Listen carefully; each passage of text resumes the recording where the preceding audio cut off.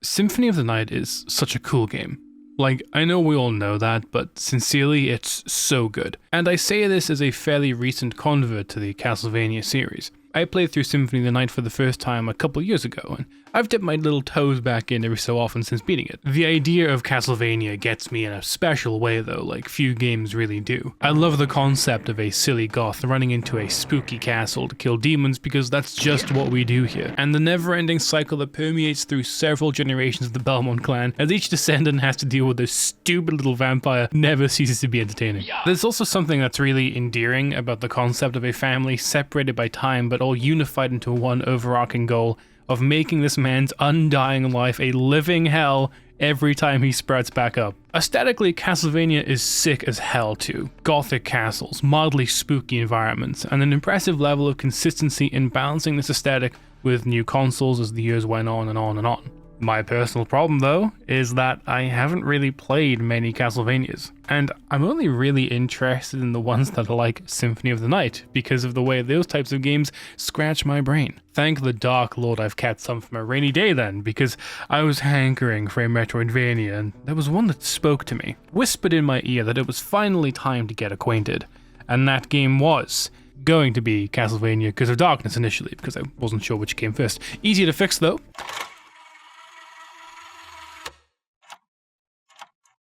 What do people usually say here? Like, subscribe to the channel.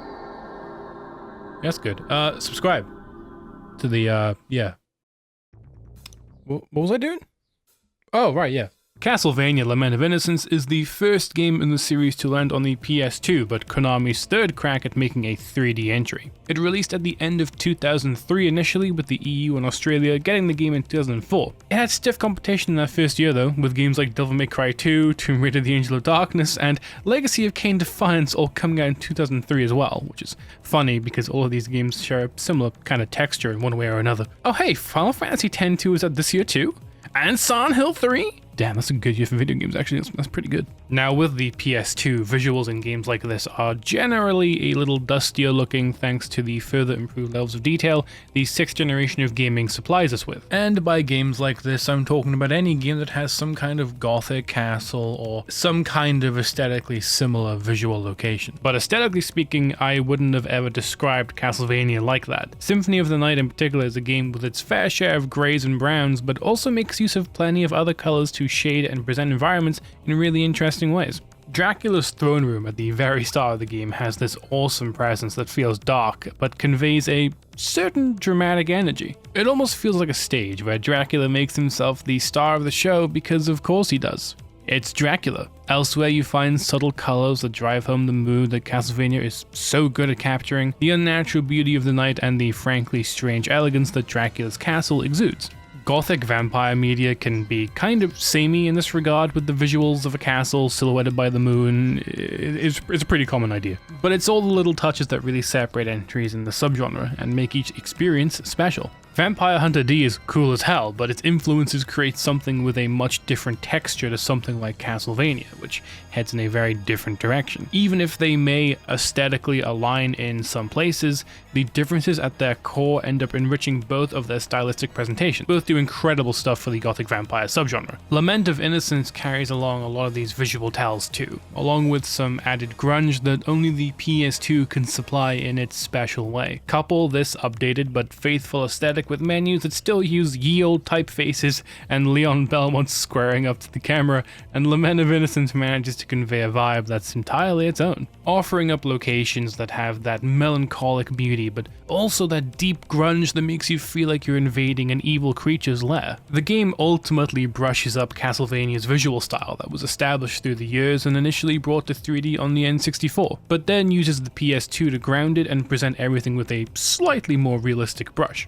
This makes the environment scream out little details in subtle ways that I'll touch on more later. All the while we have Leon's bright red and white coat striking out against the backdrop like a light in the darkness. While I'm gushing about the game's visual style, I have to point out how much I love the subtle lighting of the beginning couple of areas. The first being set outside a small house at the base of a hill deep in a forest, so the area is suitably dark and foreboding, which is then subtly contrasted by the path just up ahead, which is just barely lit by the blood-red moon hanging over the castle. It brings a vibe of soft yet unnerving comfort as you're met with a warm light that is ultimately being powered by an evil force. And it being the last semblance of daylight you'll see on this journey makes entering the castle for the first time a pretty special moment. Lament begins with a big text crawl that sets up the world and clues us into the fact that this game is in fact a prequel to every other Castlevania game, setting up the lineage of the Belmont clan and the main villain of the series that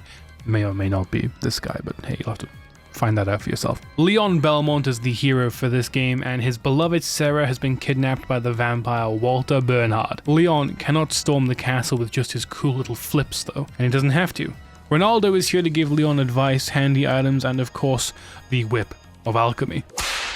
Now, I patently hate comparing any sort of 3D action game to Devil May Cry.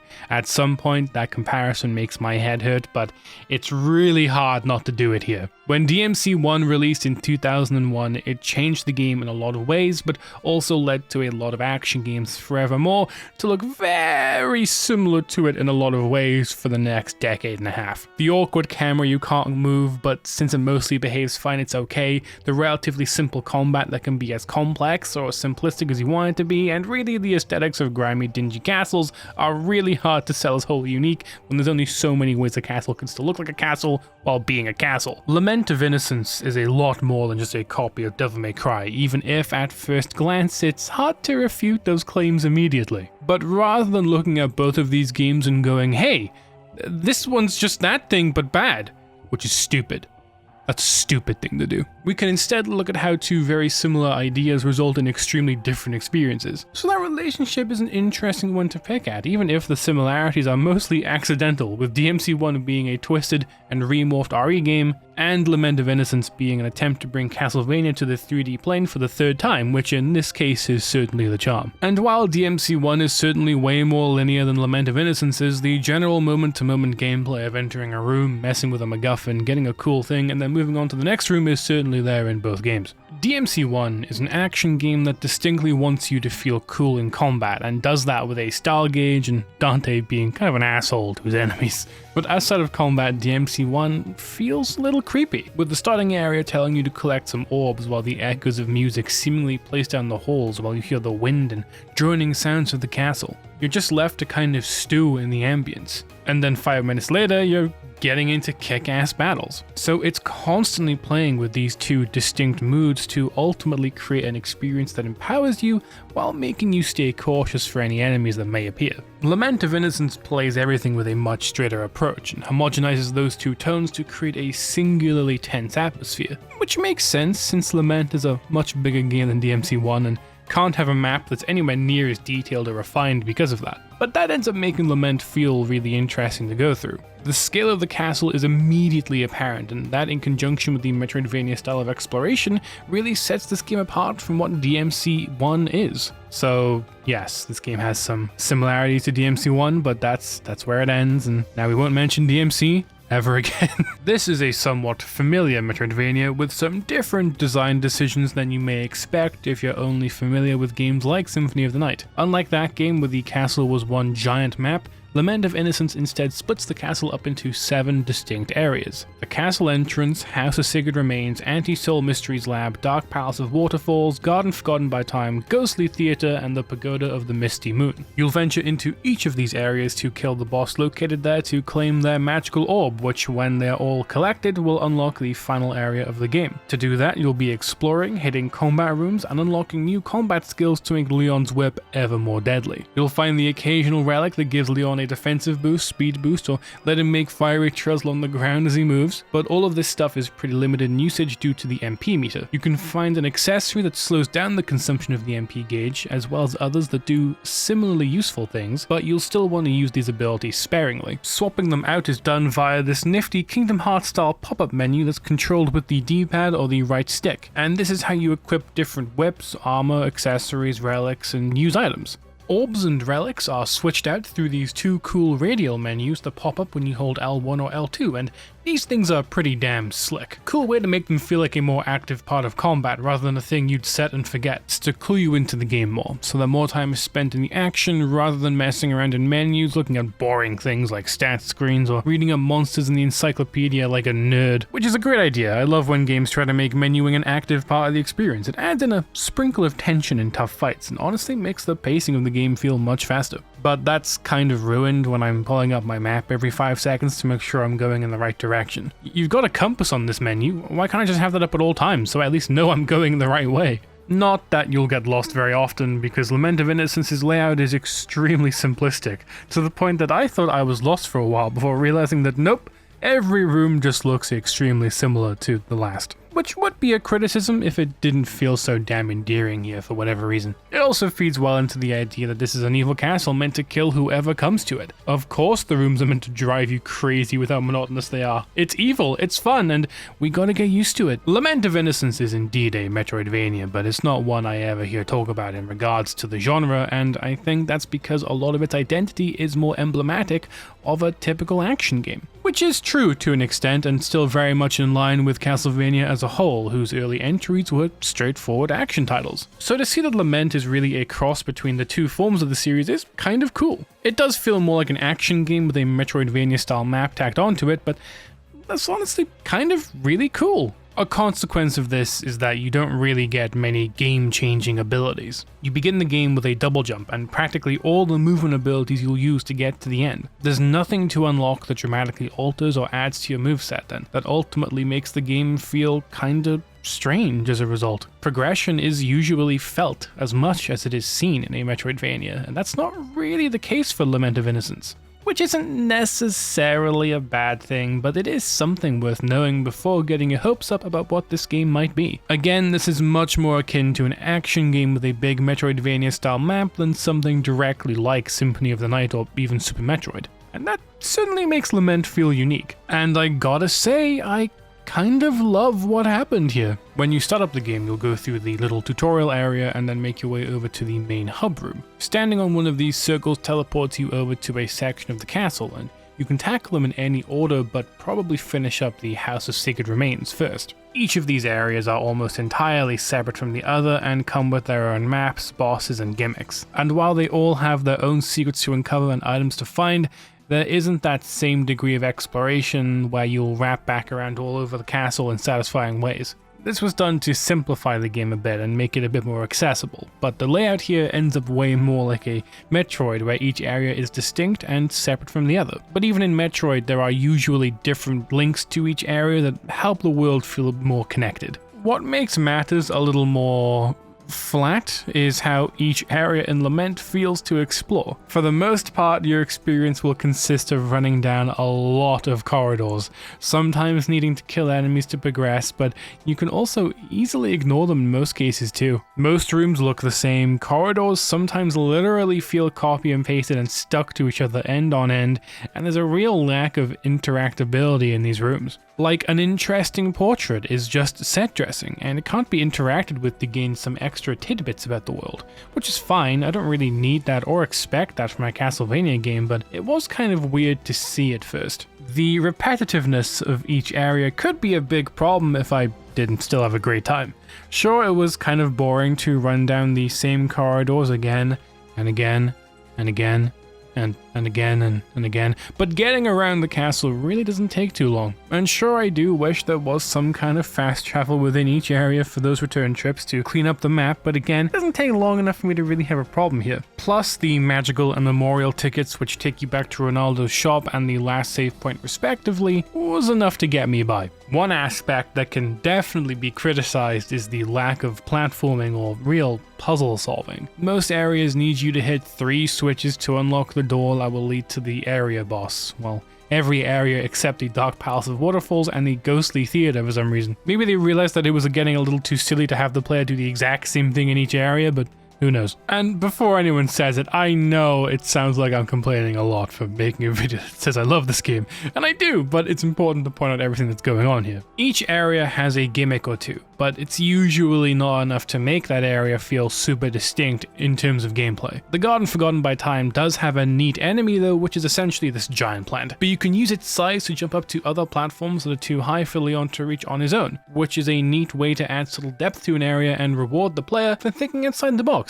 The Dark Palace of Waterfalls also has these slides that lead to other parts of the area below, and they're a fun time if a bit terrifying in the moment. And again, I'm a little disappointed that Leon doesn't really have a ton of additional movement upgrades or abilities that transform exploration a little bit. But what is really cool is being able to tackle these areas in practically any order you want. You don't really need any special items to fully complete them, which is a good side to the game's item and ability pool being pretty thin. You'll rarely, if ever, come across a situation that needs an item from a different place. And when you do run into this, it's usually one of the colored key doors that have a relic or accessory behind them. In these cases, you will need to find the key in a different area and come back, but these are entirely optional for the most part. Anyway, screw criticism for a second, let's talk about some cool shit. Lament of Innocence has some action game teeth, and at multiple times in my playthrough, my jaw was gaping open, ready to feast on this great meal evermore. Now I'll be honest here and say that the whip was always a little lame to me in Castlevania. I just thought that as a weapon it was a little limp, but I am a changed man. This thing rules. Leon uses the whip with pinpoint ferociousness, and no, I don't really know what I meant by that either. Each attack has great range, can catch more than one enemy at a time, and most importantly, feels really good to execute. Just practicing this game's simple combos is fun, because the animation work is so good. And because the whip is a very forgiving weapon by being hard to miss with, it makes combat feel really smooth overall. And that's not even mentioning the extra abilities you can unlock that make combat slightly more diverse. You don't get any massive abilities that change everything about what you're doing, but you get enough to spice things up every now and then. Leon has basic attacks on square that tend to aim for single targets, while triangle has Leon spinning the whip around him and finishing on a forward-facing blast. But you can combine the strings anytime you want. 3 squares and a triangle input or 2 triangles and a square input, they both work, and that makes the combat system feel pretty fluid. Add in a combo that acts as a launcher, which doesn't really work to be honest, and some aerial combos that feel a little janky, and we've got combat that feels pretty good overall. I especially love the quick step animations. Seeing Leon flip around the place as you weave in attacks just looks so cool and feels so good.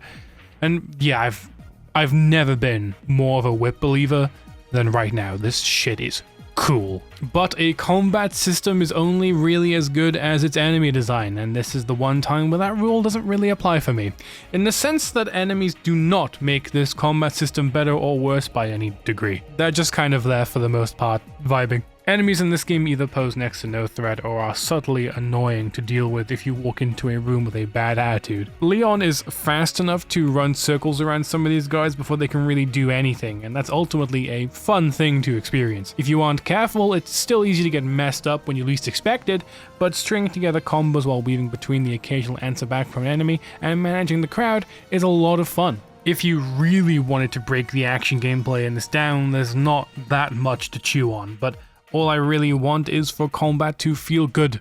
I don't really care how deep it is if it is not fun to do. It's why games like Path of Neo are so fun. I feel like I've talked about that game a lot recently and I don't know why. Janky, glitchy combat that only works as intended half the time can be incredible if it's still fun. And it's why I think Lament works so well for me. Leon Belmont feels cool to control. Walking down a corridor feels good, using the whip is cool, and flipping and jumping around the place, it all just works. It really is hard to overstate how fun it is to walk into a room, see a bunch of ghouls, and start spamming triangle as Leon just whips around, catching everyone in the room. A level of fun that actually does extend to the boss fights, which I admittedly was a little scared of going into this game. But bosses are pretty much all fun to fight across the board. I can't think of a single fight that was annoying to get through. How much of that was due to having a broken sub-weapon or cheesing the boss in some other way? Alright, look, I'm a believer in using all of the game's tools, so have that. Jot that down. Still though, fights like these show off how competent of an action game Lament is, which I was really pleasantly surprised by. I need to touch on the game's absolute best combat mechanic for a second though. The jump kick. A staple move for the series in this era, but it also doubles as an incredibly fast mid-air redirect that can help you dodge some attacks too. Sub-weapons are incredible too, and you've got all the ones you're used to, like throwing knives, axes, holy water, etc. But now we have orbs, so many cool orbs, and depending on which orb you have equipped, you can essentially have different sub-weapons with just the one. So throwing knives can now turn into homing daggers, multiple knives thrown in sequence, or a souped up blast of energy, which is easily one of the best ones in the game. The amount of variety this brings is fairly minimal if you don't use sub-weapons a whole lot, but just by having the option to choose from so many at once, the combat feels much fresher as the game gets into the later hours. When Lament of Innocence decides to throw some platforming your way, it gets a little rough. Jumps are sticky and inaccurate, which is fine in combat when you're just jumping to get away from attacks, but if you're needing to get to a specific place or complete a fast-moving platform puzzle, then yeah, you may run into some issues. Lament also has a cool mechanic where Leon can use his whip to latch onto ledges and poles to swing from them, which is indeed cool, but also a bit of a pain since it's easy to mistime the input and have to start all over again. When you combine the inaccurate jumping with the finicky timing, you get some rooms that are a little awkward to get past. But hey, I'm here, I beat the game, I survived. Once you beat the game, you get to play as Joachim, a boss in the game who happens to also be a vampire, but kind of a shitty one, trapped in a dungeon. His moveset isn't too varied, with it revolving around these floating swords.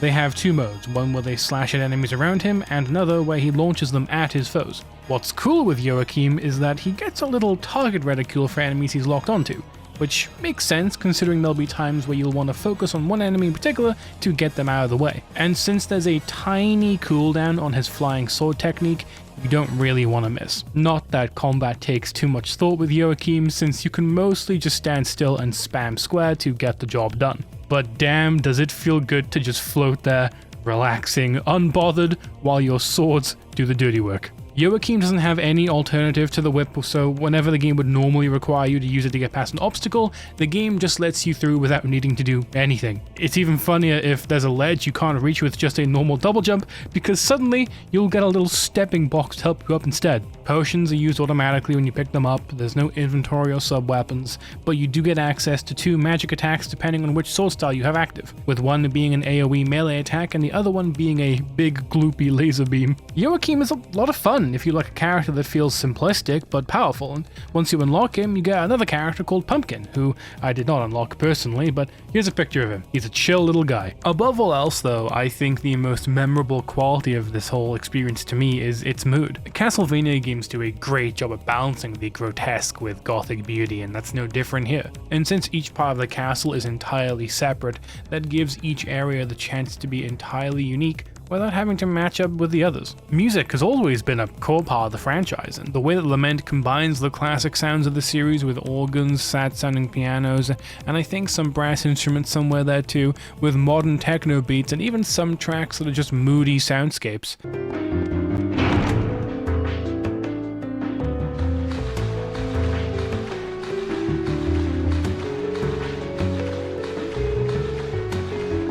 It all just kind of works really well and enhances the game's atmosphere so much more. Then there are times like in save rooms where the music simply cuts off and you're left to chill out a bit and take a little breather.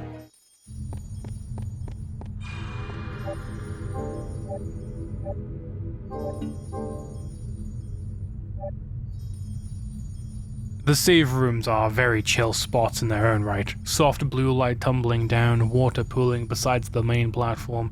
They're almost always a genuine treat to find in an area because it contrasts with the dark and dingy mood of the castle so well. With each section of the castle still giving off its own distinct vibes, having the save room be this constant chill spot is great. Also interesting because the pause screen also has a water motif too. And water usually symbolizes purity, cleanliness, good washing away evil, you know, typical gothic Catholic centric imagery, which kind of slaps, I have to say. I just love how fast it's moving here. It actually reminds me of Kingdom Hearts 2 when you see Sora flying through the sky like a torpedo above the ocean. I managed to beat Lament of Innocence in around 8 hours, and most of that playtime was spent in my second 5-hour session with the game. And I gotta say, I was glued to the screen for that whole time, with the occasional break to Google where certain keys were, because I'm only human. We all fall, Bruce, and we have to pick ourselves back up with our sponsor, Game FAQs. And sure, I've complained about a fair amount of stuff in this video, but basic enemy design, somewhat janky combat, some flat levels, and a somewhat boring pool of abilities doesn't take away from the simple pleasures that I got from the experience. Action game moments that I'll remember for a long time. Boss encounters that make me feel smart and cool for figuring out how to cheese a thing all on my own. And being introduced to the second coolest Leon I know are all things that made this experience so worthwhile. I'm not gonna sit here and say that Lament of Innocence is a game that you need to play. You're missing out if you haven't played this game. Click here for some crypto. But if you're someone that's hankering for an 8-hour action game romp with light Metroidvania design choices, then you really can't go wrong with this one. This is one of those games that on paper does a lot of stuff wrong, as I've explained throughout this video, but for some reason I can't pull myself away from loving it. Is it the aesthetics being really my kind of shit? The combat being simple but extremely satisfying? Or do I just gravitate towards any game that has a map like this? I have no idea either way. All I know is that I really do love this game, and I'm trying to get in touch with that side of my brain more, just loving things for the whole of their experience. And this game's an especially important one to me now. PS2 games really are the best shit out there, where visual fidelity hasn't overwritten gritty and grimy techniques, where systems were allowed to be unrefined because this was all so still new to us. I may have rose-tinted glasses on, sure, but those feelings are still relevant now. The feelings I have for this game at the moment are real to me. And yeah, I really do love Castlevania Lament of Innocence. This is a really good game. Hell yeah.